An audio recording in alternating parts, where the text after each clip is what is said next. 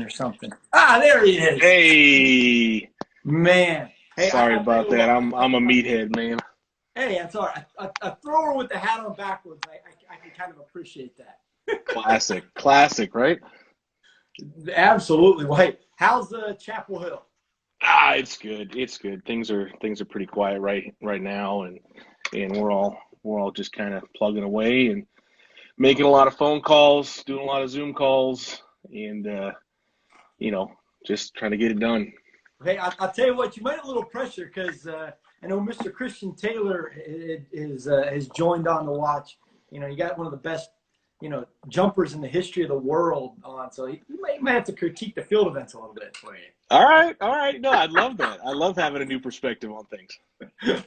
Well, hey, I mean, let's talk right off the bat. I mean, at Stanford, and you guys left last year. Pretty much so your whole staff, went out to see he puts the gator tails up there. So I mean, he's kind of throwing some shade at you right quick. But It's all right. We ate gators in Louisiana. Right. So you get almost the whole staff. Coach Mittenberg, you guys go out to North Carolina. You guys take the staff out there.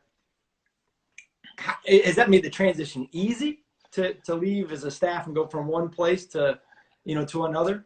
Absolutely. I think bringing some familiarity with us that was built in, and some trust that was built in has been huge. I think if any one of us had come alone, or if any one of us had gone to a new place alone, it'd be a lot different. But just having people that how they operate, a lot about them, you're comfortable with them and you trust them, it's a big deal. When you're switching jobs as a coach, obviously, as an athlete, how many athletes get new coaches all the time? Whether it's post collegiately or in college. What's that like? What do you have to do as a coach when you're coming in to a relatively new situation to kind of, hey, get the athletes to buy in or the trust? How does that make it any smoother? Yeah, number one is building trust, right? You hit the nail on the head. And there's a bunch of ways to do that. There's a bunch of angles you can take to do that, and a big one is just trying to meet them where they're at, not just athletically, but as people, right? And get to know who they are, get to know what makes them tick, and just as much stuff about them as you can, and try to relate to them on their level, and meet them where they're at, in hopes that you guys meet where everybody wants to be at athletically. So you guys going into year 2, got things going. What training, does it vary, from school to school, or does how you set programs up, does it matter, or does it make a difference? Yeah, I think one of the interesting things about setting up programming, and how it changes from institution to institution, is just part of it is where things are located, right? And if the weight room is in one place, or which throwing events are next to each other, where's the locker room, where's the indoor track, where's all this stuff physically, right? And organizing training that way. I don't know that changes the programming, but that changes the timing of things within the programming, right? And then I guess programming specific, not a whole lot changes based on the move, but I think individualization changes based on the athlete, right? Right. And so training a shot putter at one school and training a shot putter at a different school, like if it was the same shot putter, it'd be the same, but if they're different, then the needs are different, right? Absolutely. And the things you're trying to address change, and you take a look at them and program accordingly. So, right? so from your standpoint, somebody that doesn't know you at all, how do you describe yourself as a throws coach? Oh man, I think I'm a relationship coach, right? I think I'm a relationship coach. That's what matters. And when you get down to brass tacks, the relationship you have with the athlete is what drives it. Right. You could give give the best coach the worst program in the world, and it would probably go okay compared to giving the worst coach the best program, you know. Right. So right. Yeah. It's probably one of those things. Get a philosophy. Okay, so Mm-hmm. you have your philosophy in coaching. I mean, are you a high volume person, or are you a technician person, or you get get them stronger person? I mean, Yeah. I'm just kind of throwing things out there, but what? Yeah. Well, I think you? it depends on the athlete, right? Like I try to individualize as much as I can. I try to stay away from training dogma. I try to keep things really live, really fluid, make real time adjustments while also sticking to the plan, right?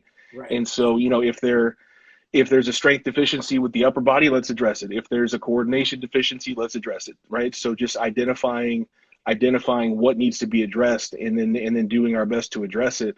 Obviously in a safe and responsible manner. And so, whether that's with heavy implements, light implements, whatever rep scheme in the weight room, I want to be flexible and really just address the needs of the individual rather than expecting them to fit into whatever dogmatic program I have. Right. That's a key. Do you think Yeah. it helped you out at all going from? I mean, you threw it a pretty high level. I mean, Mm-hmm. as an athlete, Yep. I mean, competed internationally. Mm-hmm. Good at the NCAA level. Has that helped you, or in what ways has that helped you transition into the coaching realm? I think that my experience as an athlete in college, after college, at the international level, I think that was, a lot of it was figuring out what those people are like, right? And not necessarily me, but just another opportunity to learn about people and how they work, and be around high level people and understand what matters to them, and then bring that experience to the job. No, absolutely. Hey, you say Marino, he pointed out, the highest level Olympics is, Mm-hmm. And that, that's pretty high. Yeah, it's pretty high. As a competing athlete, for sure.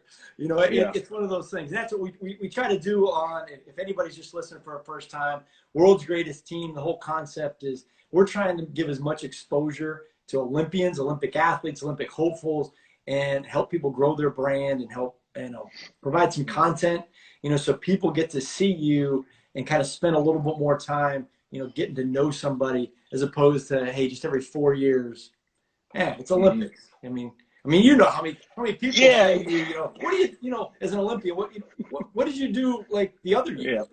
Yeah. And so I think one thing to keep in mind, and track athletes know this, and Olympic sport people know this, is we don't go into a cocoon for those other 3 years. Right. Like we are very active those other 3 years. There are track meets happening in between Olympic games, Right. Absolutely. Absolutely. And so really getting that message out there too, right? That there are U.S. championships every year. There are world championships. There are, all these other opportunities to perform at a high level that, ultimately and hopefully prepare us for the Olympic Games. But there's a lot going on beyond the Olympic Games. Absolutely. So we talked about some of your past, and I think one thing that's really Mm-hmm. unique with the group that was at Cal at the time, mm-hmm. there's a lot of coaches right now. Yep. In the collegiate ranks, that were around that time.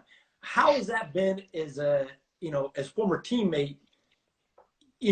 How does that experience help you at all? I think it's fun to have some allies in the NCAA, right? Yeah. Like it's fun to have people you can go to when when you're seeking some advice from a peer, right? Or seeking some advice from somebody who's doing things at a level that you want to be doing them at, right? So I know, and this is an example is talking to you, right? Like talking to you about professional decisions. That's been a door that only Cal opened, right? Like that door would not have been opened in another way, Sure. And I think, networking part, is of mm-hmm. course, that's what, life is about. And I think some college athletes don't realize, how important networking is down the road and those kind of things for sure. So, I mean, your career kind of keeps going. You kind of go some different places and stuff like that. What do you look for in an athlete? Like for an athlete, if I'm an athlete, what are you, who are you looking for? I'm looking for somebody who's got something that jumps off the page, right? Like whether it's specific to the event or not as specific to the event, right? Like I think that, one of the examples I like to use is, maybe there's a shot putter or a discus thrower out there who doesn't have amazing marks, but on their delivery, they're 24 inches off the ground, right? So, okay, maybe they're explosive, right? Right. Or seeing somebody come down the javelin runway and, it's kind of clunky, not really doing much, and then they have an amazing block, right? So, okay, maybe that tells us that they're not afraid. Right. And so looking for little things like that, that are indicators that we believe are important, beyond what the actual mark is and how far the throw goes. Have you had an athlete so far in your career that shocked you, that you might not, it might have been a walk on, or might have been somebody that wasn't, super highly recruited, but you're like, wow. Yeah, I think there's a couple examples of that. There's the example, and it's the one everybody loves to talk about a kid throwing a lot further than you think they would have. And then there's an example of somebody who, is showing up every day and just burning the boat every chance they get, right? Right. And there's so many examples of that, right? I think, one of the fun ones in the javelin is a guy, Jannard Paul, that I coach at Southeastern, and he was 24-6 in the long jump off grass, 50 foot in the triple, and 6'8" in the high jump. And then genetics kicked in. He started growing and maturing physically and getting really muscular, and the runway started banging him up, so we made him a javelin thrower, and he ended up throwing 77-80. Right? And so there's a lot more to that story, but that's one that was just like, hey, telling the official, hey, you got to remeasure that. Like, I don't know if you got that one right. And he's like, no, I looked at it 3 times and it was 77-80,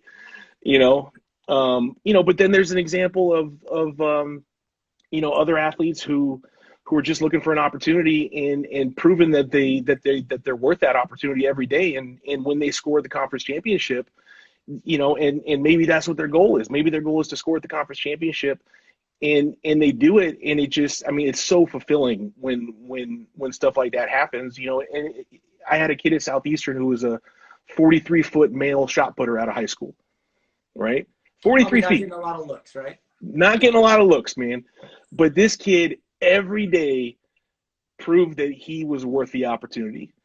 Every day. And the year after I left Southeastern, he ended up going almost 55 feet in the shot put with the big ball, and he sent me a video of that, and I almost cried. Man. It was just I think it was at like Florida Relays or something. Like it wasn't even at a conference championship or anything like that. But that dude exceeded his high school PR by, over 10 feet with a bigger ball. Right. And just proved it to himself and everybody else that he was worth that opportunity that he got. Wow. What advice would you give to I'll give it twofold here. And I think your thoughts probably would be the same. A kid that, is coming out of high school that wants to, to make it and kind of do things. But then at the same time, the athlete that's finishing up college and wants to throw, post collegiately. What's some advice for them? Or is it the same, or is it different? In terms of like, what do you mean? In terms of like, should they throw, should they not throw, or how do you approach throwing, or what's just your thoughts? You can take it however you want. Well, I think the big one, and this is advice that I did not take, and maybe I should have, was throw until it's a bad decision, right? Like throw until it's a bad decision for your life, right? And if you start to put life stuff on hold because you're throwing, maybe you should reevaluate things, right? But until then, keep throwing. If you enjoy it and you love it, keep throwing, right? Like whether you're throwing 50 feet or 70 feet, keep throwing until it starts getting in the way of the next thing in life. That's good. I mean, I think sometimes somebody might end things a little too early, or in high school they might not take a chance of going to college. I mean, I think that the kid you said from Southeast, I mean, that's a phenomenal, phenomenal example of it. How is this? I mean, this quarantine thing, it's driving us all nuts, right? Yep. How has that been as a college coach? Dealing with athletes. Yeah. I mean, because your team's essentially not there. I mean, is it a lot of this stuff, a lot of Zoom or whatever? Yeah, we're zooming in. We're zooming in every chance we get, right? And so I think this may sound cliche, but it's an opportunity, right? And an opportunity for what? I don't know what it is for everybody else, but I know this is an opportunity to be there for my athletes in a tough time, right? We're going to try to not lose ground in terms of training, but that's kind of secondary to being good citizens and making sure that we're making good decisions for everybody around us. And it's an opportunity, right? Like it's an opportunity to, like I said, get to know the athletes, be there for them, and really be supportive in everything they're doing. So, I mean, this maybe is a generational thing, but, what about, like, are they texting more? Or are they calling more? I mean, what the heck? Not really either. Like I'm hounding them a little bit. So, I give them space, but I make sure to check in with them, make sure to check in with them every week, every couple days and just see how they're doing. But they like to text and FaceTime. They're not really phone call people. Right. And it's crazy, but yeah, and that's where technology's taken us. And I think, while the text and the FaceTime is something I'm getting more comfortable with, I'm not all the way there yet, right? Because I'm kind of stuck in between the phone call generation and the right. FaceTime generation, right? And so, but it's fun. It's fun to get to see their face. It's fun to get to have a version of a face-to-face conversation with them as opposed to just a phone call. Sure. Because there are little things you can read based on the facial expression. Yep. You get a little more info. So I mean, Christian Taylor, he's going all out on this stuff, So he just sent you a question. I think it's a phenomenal question to ask. He said, how are coaches dealing with recruiting at the moment? And then the second part is, are there opportunities for high school seniors that don't have a competition to get a chance, essentially? I don't want to give away state secrets on that one, but I think this is really an opportunity for us as coaches to show how much relationships matter in the recruiting process, and so I want to get to a point with the athletes that I'm recruiting to where, if they tell me they threw 67 meters with the javelin, off grass in their backyard, I want to be able to believe them. Right. And so, in the same way that I have an expectation of them believing me when I tell them everything about UNC and all the great things about the ACC, I want to be able to get to a point in the relationship with them where I can do the same for them. Sure. Well, I mean, getting to his second thing, the opportunities for high school seniors that didn't have a high school, last year. Obviously North Carolina is a little bit different academically than some other schools. Yep. Are schools giving more, like, is Carolina getting a little more flexible with admissions right now, to be able to get kids in, or is that? No, I don't see that happening, honestly. Like I don't see that happening. And also, just kind of the nature of an institution like this or UVA or Michigan or, any of the public Ivies or a lot of the private schools that are very high academically, we're pretty late in the recruiting process for 2020s, right. And so I would say that the position that high school seniors are currently in for schools like ours are the same position that they would be in otherwise. Because you guys probably got most of your recruiting done in the fall before. Yep. I figured. So hey, I got to ask you a couple more questions. I've seen a bunch of international people, joining in. Yep. Track and field, you travel all over the place. What has been a couple of the most, I don't know, say interesting or fond memories of places you got to visit as a competing athlete or as a coach? Oh man, there's so many, right? Like there's so many that you think of and meaningful moments and all that. And I think, generally it's the opportunity to see something you haven't seen before, right? Sure. It's the opportunity to change your worldview. It's an opportunity to change your perspective on life. And everywhere you go, there's a chance to do that. And so one thing that I would typically do is not wear earphones or sunglasses, right? So you can really see and hear everything around you, see and hear everything that's going on around you, even if it's just a bus ride in between two towns. Right. Well, give me a place. You got to give me an actual place that was fun or was different. I mean. Yeah, I think one of the more interesting ones was really early on when I was traveling, and this is kind of general, but I think it'll be a good one. First time I traveled to Eastern Europe, I went to Budapest and Szombathely in Hungary, and just never been to a place like that before, right? And so,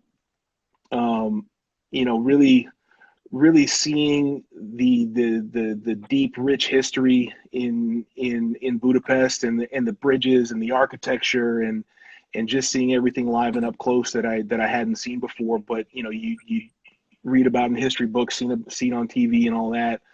And so the bottom level of a lot of the buildings and everything was kind of newer shops and everything, and then everything up above looked like it was out of a World War II movie, right? Like it was amazing.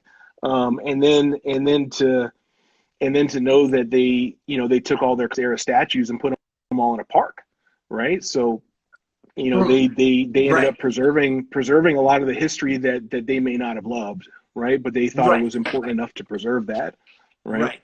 Right. Hey, so what I mean, I could never not have a thrower on and not talk food. Okay. All right. What we got? So I mean, when I was talking to Philip, earlier, Philip Mihailovich earlier today, as soon as I mentioned food, like his face started glowing. He was like excited to talk. So, and obviously I've been around throwers enough that I've kind of adapted, not quite body wise yet, but kind of adapted. Yeah, you're working on it, huh? That's the key. So, favorite food. What's your go-to food that you love to have?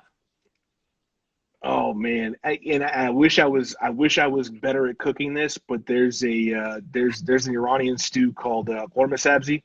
That's it's a lot of greens and some lamb and a few kidney beans.